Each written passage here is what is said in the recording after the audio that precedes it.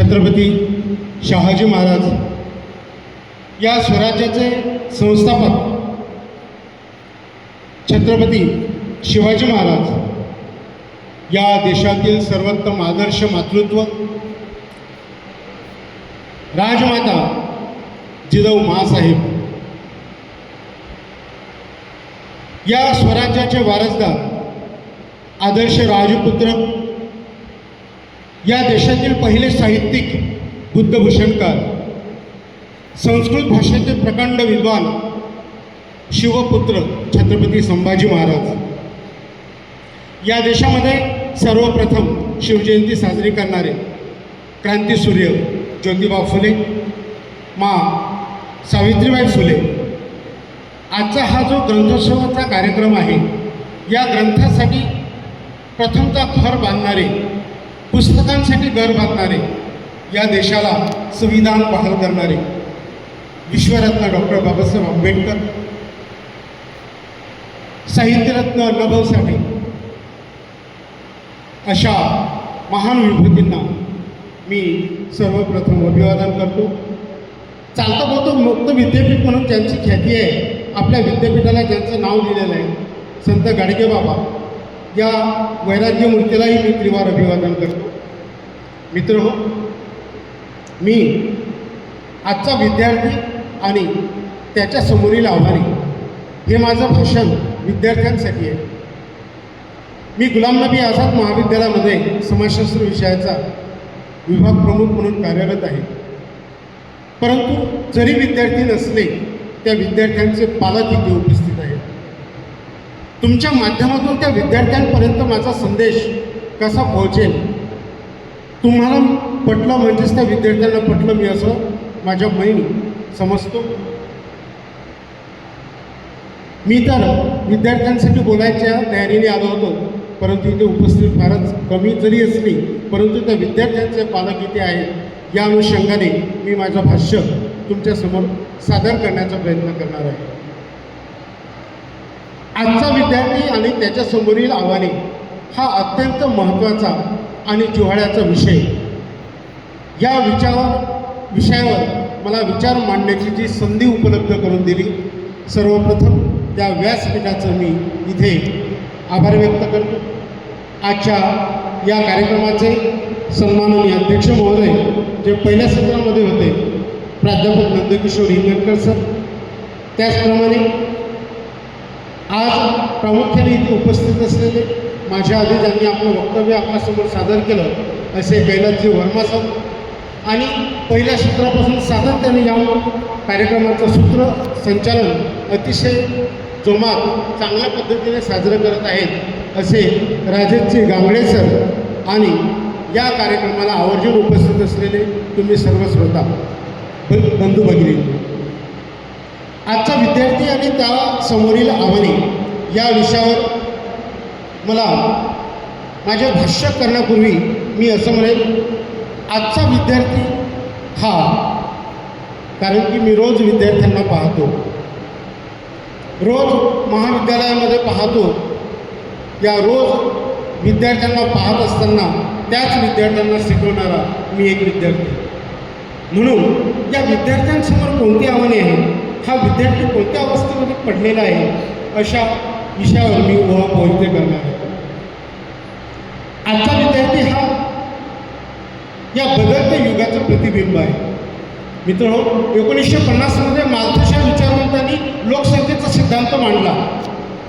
तेव्हा 1950मध्ये लोकसंख्या कशा प्रकारे होती या शासनाला त्यांनी आपल्या लोकसंख्येच्या सिद्धांताच्या माध्यमातून सांगितलं, हॅलो मिस्टर सरकार, ही लोकसंख्या जर अशी झपाट्याने वाढत राहिली तर तुमचा भारत असा असेल. म्हणून जणू काही या विद्यार्थ्यांसमोर अशी परिस्थिती येऊ नये. हॅलो, तुमचा विद्यार्थी जर असाच राहिला तर उद्याचा भारत असा असेल अशी परिस्थिती येता कामा नाही. कारण आजचा विद्यार्थी हा या बदलत्या युगाचं प्रतिबिंब आहे. म्हणतात ना, farmer is the base of agriculture country. कृषीप्रधान देशाचा पाया जर कोण असेल तर हा शेतकरी आहे. अगदी त्याचप्रमाणे या देशाचा आधारस्तंभ म्हणून आजच्या युवकांना बघितला जातो. परंतु आजचा हा तरुण या तरुणांसमोरील आव्हाने पाहत असताना हा अत्यंत एका विवंचनमध्ये पडलेला आहे. आजचा विद्यार्थी हा बदलत्या युगाचं प्रतिबिंब आहे. आजचा विद्यार्थी हा mobile, internet, social media, artificial intelligence या सगळ्या गोष्टींमध्ये गुंतलेला आहे. एका क्लिकमध्ये उभ्या जगाची माहिती हा एका क्षणात आपल्याला सादर करतो आहे.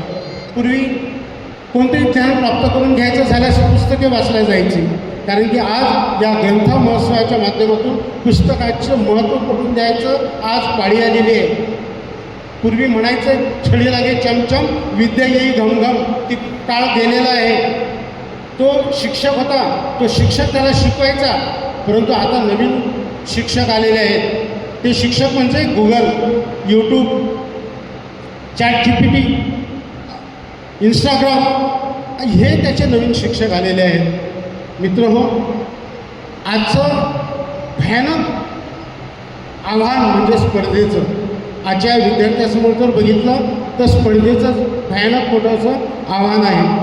मित्रांनो, आजच्या विद्यार्थ्यासमोर अतिस्पर्धा हे खूप मोठं आव्हान त्याच्यासमोर येऊन उभे ठाकलेलं आहे.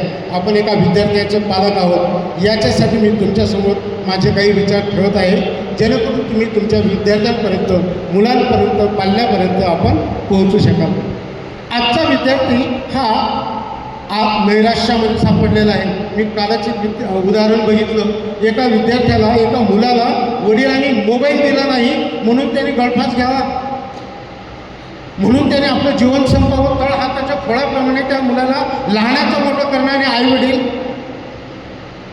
9 महिने 9 दिवस ते गर्भाशयामध्ये आपल्या अर्भकाला, आपल्या मुलाला सांभाळते. त्या कुठल्याही आईवडिलाचा विचार न करता केवळ एक डब्बी, मोबाईलची डब्बी न दिल्यामुळे त्याने गळफास घ्यावा. हे कुठे जाणार आहे? हे कुठे चाललेलं आहे? यावर खूप मोठ्या पद्धतीने आत्मचिंतन, परीक्षण करावं. आता मी ज्या पद्धतीने एका महाविद्यालयामध्ये शिकतो, आम्हाला एक असे कॉन्फरन्स घ्यावे लागतात.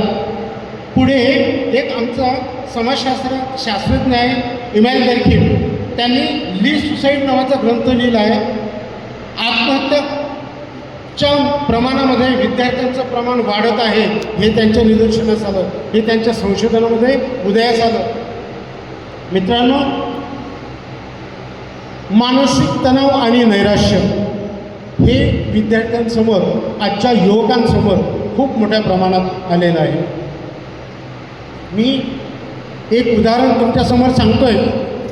असंच हे उदाहरण सांगत असताना आज विद्यार्थी हसतोय, पण चेहऱ्यावर हा एक आतमध्ये तो तुटलेला आहे. आम्ही सातत्याने त्या विद्यार्थ्यांची अतिशय मानसिकता, कारण की आजच्या पोराला मारता येत नाही. तो आमच्या वेळेस काळ होता, छडी लागे चमचम, विद्या येई घमघम. आता थोडंसं जर विद्यार्थ्याला रागावलं तर तो परिस्थिती बदललेली आहे. असंच एक आम्ही या शाळेतलं उदाहरण बघितलं. मूल शाळेत गेल्यानंतर त्याला वाचता लिहिता येत नव्हतं. वाकडं तिकडं असं तोत्र्या भाषेने बोलत होता. त्याचे विद्यार्थी मित्र हसत होते, क्लासमधली मुलं हसत होते. आणि शिक्षकाने काय केलं, एक दिवस त्याला चिठ्ठी दिली आणि ही चिठ्ठी तुझ्या पॅरेंट्सला दे. ही चिठ्ठी म्हणजे आजच्या जर विद्यार्थ्याला भेटली तर त्याला काय म्हणतात, गेट पास म्हणतात. आणि ते गेट पास जर मिळाले तर नक्कीच त्या विद्यार्थ्याने काहीतरी मस्ती केली असेल, गोंधळ घातला असेल किंवा होमवर्क केलं नसेल, म्हणून त्याला गेट पास मिळते. तसंच त्या पद्धतीने त्या मुलाला ती चिठ्ठी दिली आणि पॅरेंट्सला दे म्हणून सांगितलं. तोही विद्यार्थी त्याच जोमाने गेला, आपल्या आईकडे ती चिठ्ठी दिली. माझ्या शिक्षकाने, माझ्या टीचरने मला ही चिठ्ठी दिली. ती चिठ्ठी घेतली आणि आईने निमूटपणे हसलं. आणि मुलगा आश्चर्यचकित झाला. आई, मला टीचरने चिठ्ठी दिली, तू हसली? अरे बाळा, यावर असं लिहिलं आहे की तुमचा मुलगा खूप हुशार आहे, त्याला उद्यापासून शाळेत पाठवू नका, तुम्ही त्याला घरीच शिकवा. अशा पद्धतीने त्या मुलाला घरीच शिकवलं. शिकता शिकता शिकता तो एवढा मोठा हुशार झाला. मित्रांनो, आज हा जो लाईट लागलेला आहे ना, हा जो पंख्याच्या हवेमध्ये, ही जी पंख्याची आपण हवा घेत आहे, मी याच्या माईकमधून बोलतो आहे, तो दुसरा तिसरा कोणी नव्हता, तो विद्यार्थी होता एडिसन. त्या एडिसननी या विद्युतचा शोध लावला. मोठा झाल्यानंतर त्या एडिसननी आपल्या आईची ते पेटी उघडतो. त्या पेटीमधलं त्याला पत्र सापडते. त्या पत्रामध्ये लिहिलेलं असतं की तुमचा मुलगा ॲबनॉर्मल आहे, तुम्हाला या शाळेत पाठवायची गरज नाही, तुम्ही त्याला कुठल्याही शाळेमध्ये शिकवा. खरंच त्या वेळेला जर त्या आईने त्या मुलाला मोटिवेशन दिली नसती, प्रेरणा दिली नसती, त्याला बळ दिलं नसतं, तर तो एडिसन घडला नसता, आपल्याला विद्युत मिळाली नसती. अशाच पद्धतीने आजचा काळ आहे आपल्या मुलाला मोटिवेट करण्याचा. परंतु आज काय बघतो तर याला 50% गुण भेटले, त्याला 90% गुण भेटले, तू 90च्या पेक्षा जास्त कसं मिळेल याच्याच स्पर्धेमध्ये आपल्या मुलाला धावण्यासाठी आपण पळवतो, त्या स्पर्धेमध्ये पळवतो. तू इंजिनियर बन, तू प्राध्यापक बन, तू डॉक्टर बन, नेमकं त्याला काय बनायचं आहे हे कधीच कोणी विचारत नाही. अशा विविध प्रश्नांवर आपल्याला मंथन करण्याची आज इथे आवश्यकता आहे. आपण आजचा विद्यार्थी हा दिशाहीन आहे. आजचा विद्यार्थी हा दिशाहीन आहे कारण त्याच्यावर खूप मोठं संकट आज येऊन पडलेलं आहे. मला काय करायचं आहे हे कोणीच सांगत नाही. त्याचं करिअर आधीच निवडलं जातं. मित्र काय करतो, त्याचं आयुष्यभर ओझं त्याला पेलावं लागतं. मोबाईल आहे, सोशल मीडियाचं आव्हान, इंस्टाग्रामचं आव्हान, ह्या आव्हानामध्ये तो गुंतलेला आहे. मी पुन्हा एक उदाहरण सांगतो आणि मी माझ्या वक्तव्यावर विराम देतो. असाच आम्ही माझे मित्र कविवर्य गोपाल माकरे साहेब आम्ही शेगावला निघालो. रेल्वेला 2 तास वेळ होता. इथे सर्व पालक आहे. इथं हे उदाहरण बघा, हे उदाहरण बघा. आम्ही ज्वलंत उदाहरण आहे. आम्ही शेगावहून अकोला रेल्वे स्टेशनवर बसलो.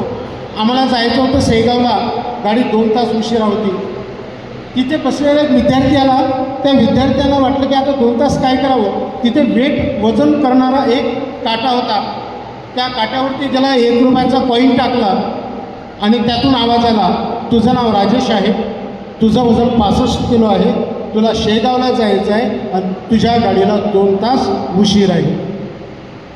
तो व्यक्ती गोंधळला. विद्यार्थीच होता. तो विद्यार्थी गोंधळला. अरे यार, माझं वजन 65 किलो आहे, मला मान्य आहे, परंतु माझं नाव राजेश आहे, मला शेगावला जायचं आहे, हे कसं का माहीत. तो चिकित्सक होता. पुन्हा त्याने काय केलं, मागे इकडे तिकडे बघितलं. कोणी काही चिटिंग तर करत नसेल, कोणी काही एडिट तर करत नसेल. पुन्हा त्याने काय केलं, त्यामध्ये 1 रुपया टाकला. त्याच्या आधी त्यानं शर्ट काढलं, मला कोणी बघत असेल म्हणून. 1 रुपया टाकला. पुन्हा आवाज आला, तुझं नाव राजेश आहे, तुला शेगावला जायचं आहे, तुझं वजन 65 किलो आहे, आता तुझ्या गाडीला 1.5 तास वेळ आहे. तो एकदम चिडला की आता हा आवाज कुठून आला असेल. डोकं खाजवायला लागला. इकडे तिकडे पाहायला लागला की हा आवाज हे नेमकं कोण सांगत आहे माझं नाव राजेश आहे. त्या काट्याला तर माहीत नसायला पाहिजे. माझं नाव राजेश आहे, माझं वजन 65 किलो मान्य आहे, पण तुला शेगावला जायचं आहे, हे कसं काय. पुन्हा त्या विद्यार्थ्यांनी काय केलं, 1.5 तास वेळ आहे, न्हाव्याच्याकडे गेला. आपले केस काढले, पूर्ण टक्कल केलं आणि शर्ट पण काढलं. चिकित्सक, आजचा विद्यार्थी फार चिकित्सक आहे. तो गेला आणि त्याने म्हटलं, आत्ता कसं ओळखेल, आत्ता कसं नाव सांगेल, मला हेच पाहायचं. त्यामध्ये तब्बल खूप वेळ झाला. न्हाव्याचं दुकान जवळच होतं. गेला आणि तिथे पुन्हा त्याच्यामध्ये कॉईन टाकला. आता तर मी भिकाऱ्यासारखं दिसतो, आता कोणी मला ओळखणार नाही. कॉईन टाकला.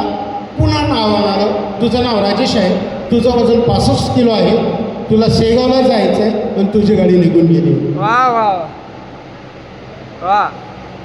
आजचा विद्यार्थी असाच दिशाहीन झालेला आहे. त्याला टार्गेट, त्याचं उद्दिष्ट त्याच्यासमोर काही दिसत नाही. नुसतं मोबाईलला किती वेळ द्यायचा हे ठरलं पाहिजे. पण याच्यामध्येच आपला वेळ निघून जातो. हे उद्दिष्ट आजच्या विद्यार्थ्यासमोर दिसत नाही.